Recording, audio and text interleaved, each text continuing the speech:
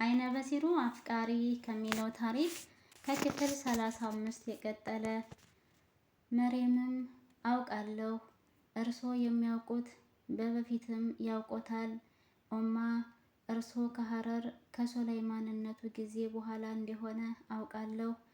ግን እሱ እርሶን ከዛ በፊትም ያውቆታል ኦማ፣ እርሶ ከሀረር ወደ አዲስ አበባ ለስራ በመምጣት ላይ ሳሉ አይደል መንገድ ላይ አህመድን ያገኙት አለቻቸው።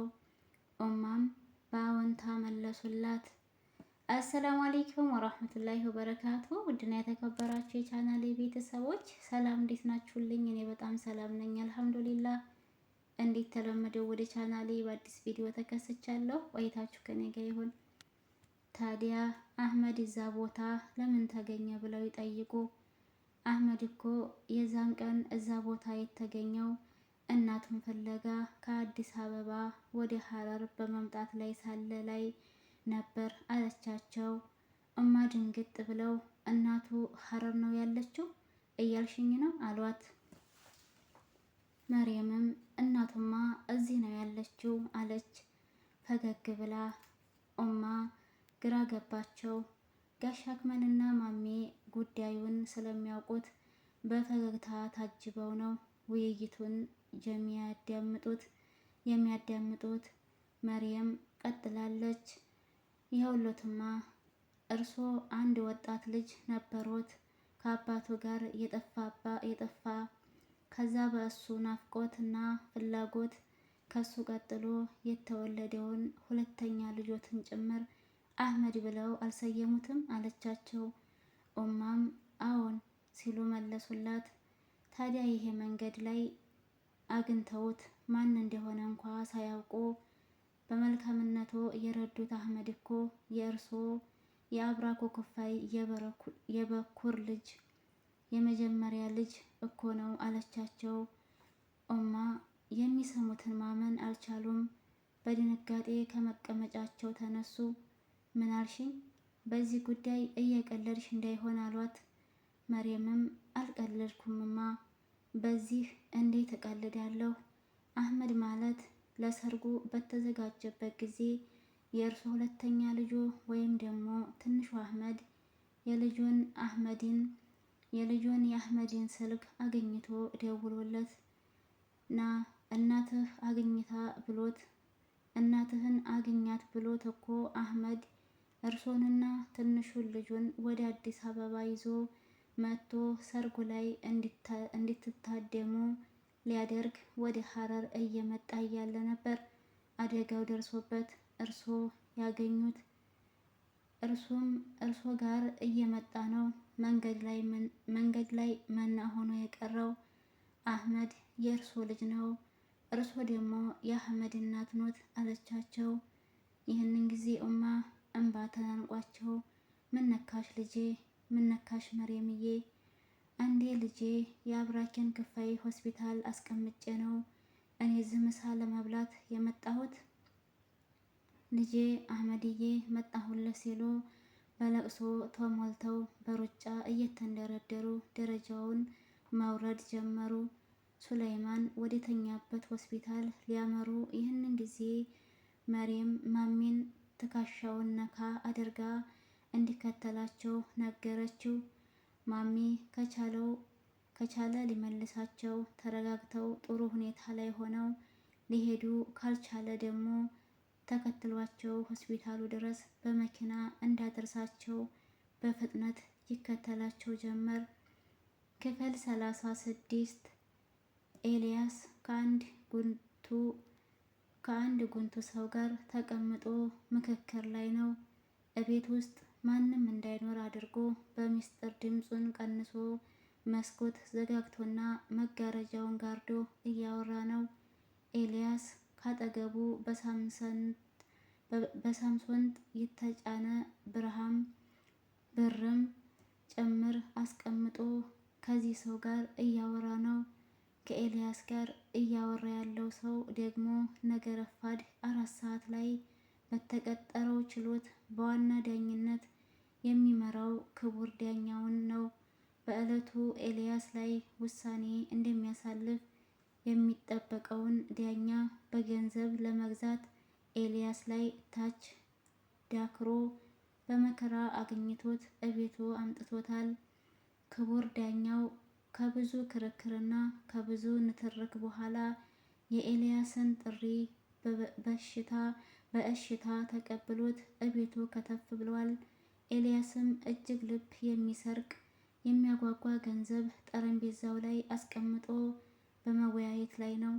ዳኛው እጅግ ሰፊ ቤተሰብ የሚመራ የልጆች አባትና የቤተሰቦቹ ጧሪ ስለሆነ ያሳየው ገንዘብ በእጅጉ ምራቁን ቢያስወጣውም አይገርምም።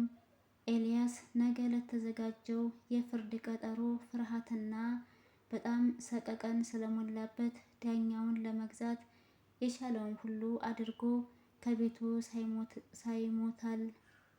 ሰይሞታል። ዳኛውም እንዲህ ሲል ቀጠለ። አቶ ኤልያስ፣ በእርግጥ እኔ በስራዬ በኩል ምንም የሚያሳማኝ ሆኖ መጥፎ ተግባር ፈጽሜ ያውቃለሁ ብዬ አላስብም። ምናልባት እንደ ማንኛውም ሰው ተሳስቼ ሊሆን ይችላል። አላግባብ ለመፍረድ ግን በገንዘብ ተታልዬ አላይም። ደግሞ ባልሆነ መንገድ ሄጄ ለፍርድ ያበቃሁት ወይም ከፍርድ ነፃ ያወጣሁት የለም። ዛሬ ግን ምናልባት ፈጣሪ ነገሮችን አገጣጥሞኝ ይሆን አላውቅም። ቤተሰቦቼ በተራቡበት፣ ደሞዜ ለቤተሰቤ አልበቃ ባለበት፣ ወላጆቼ ከእኔ እጄን በሚጠብቁበትና ለከፍተኛ ሕክምና ብዙ ገንዘብ በሚያስፈልገኝ ሰዓት ነው የመጣኸው። በእርግጥ እንዳየኸው ለ15 ቀናት ያህል በእምቢታዬ ጸንቼ ነበር። የአንተ ጉትጎታና የምትልካቸው ሰዎች በጣም በመከራከራቸው ጥሪህን ተቀብዬ መጥቻለሁ። አልዋሽህም። ወደ ቤትህ ስመጣ ልክህን ነግሬህ ከህግ በላይ መሆን እንደማትችል አስረድቼህ ቁርጥህን አውቀህ እንድትቀመጥና እንድትጠነቀቅ ልነግርህ ነበር መጥቼ ግን ገንዘቡን ሳየው የልጆቼ ፊት ታየኝ።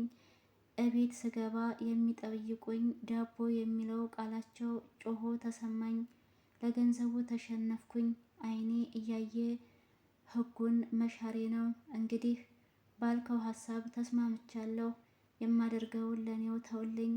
አንተ ብቻ በቀጠሮ ሰዓት ከጠበቃህ ጋር ቦታው ላይ ተገኝልኝ አለው። ዳኛው ኤልያስም በዳኛው ንግግርም ሆነ መልካም አቀባበል እጅግ ተደሰተ። ፈርቶና ተጨምቆ ከቤት መውጣት እንኳ አሳቆት ሆኖ በማያውቀው ደረጃ በሰቀቀን የተሞላ ህይወት የጀመረው ኤልያስ ዛሬ ዳኛው ፍርድን አጉድሏል። ለሰው እንደሚፈርድለት አስረግጠው ሲነግሩት እጅግ ደስ አለው። ያሉትን ሊያደርግላቸው ቃል ሊገባ ይጎዘጎዝ ጀመር። ዳኛው እንዲህ ብሎ ንግግሩን ቋጨ።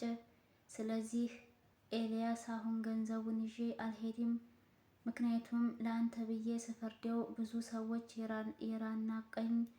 ግራና ቀኝ ዳኞቼ ሳይቀሩ የሚጠብቁት እኔ ከምፈርደው የተለየ ነውና በእርግጠኝነት ለቀናት ያህል ወከባ መፍጠሩ ርዕስና መነጋገሪያ መሆኑ አይቀርም። በእርግጥ መላው የፍርድ ቤት ሰራተኞች እና ባልደረቦች በስራዬ ስለሚተማመኑ ምንም እንደማይጠረጥሩኝ ያውቃለሁ። በጣም ረጅም ዓመታትን በዚህ ጉዳይ አገልግያለሁ። ስለዚህ ትንሽ ግን በጣም ትንሽ ጥርጣሬ ገብቶት እንደው በስህተት አንድ ሰው ነገሩን እንዲጠራለት ሊያደርግ ስለሚሞክር ይህንን ገንዘብ በጥሬው ይዤው ብሄድ ቤትን ሊያስፈትሹ ወደ ባንኬ ብታስገባልኝ ደግሞ አካውንቴን ቼክ ሊያደርጉ ስለሚችሉ አንተ ጋር ይቀመጥ። ታዲያ ብይኑን ከሰጠሁልህ ከአንድ ሳምንት በኋላ መጥተህ ታቀብለኛለህ። ወደዚህም ስንመጣ አይቶ ሊሆን የሚችል ሰው ስለሚኖር ጥንቃቄው አይጎዳም ብዬ ነው አለው። ውድና የተከበራችሁ የቻናሌ ቤተሰቦች አይነ በሲሩ አፍቃሪ ክፍል 35 እንዲሁም ክፍል 36 ይህን ይመስላል። ያው ክፍል 36 ላይ አላለቀም፣ በጣም ረጃጅም ስለሆነ ለዛ ነው አጠር አጠር የማደርገው። ከተመቻችሁ ላይክ ሼር ማድረጋችሁን አትርሱ። እንዲሁም ሀሳብ አስተያየት ካላችሁ ኮሜንት ላይ አስቀምጡልኝ። ለነበረን ቆይታ ከልብ አድርጌ አመሰግናለሁ። አዲሶች ሰብስክራይብ አድርጉኝ፣ እንዲሁም ነባሮች ላይክ ሼር እያደረጋችሁ አበረታቱኝ። ወሰላሙ አለይኩም ወራህመቱላሂ ወበረካቱ።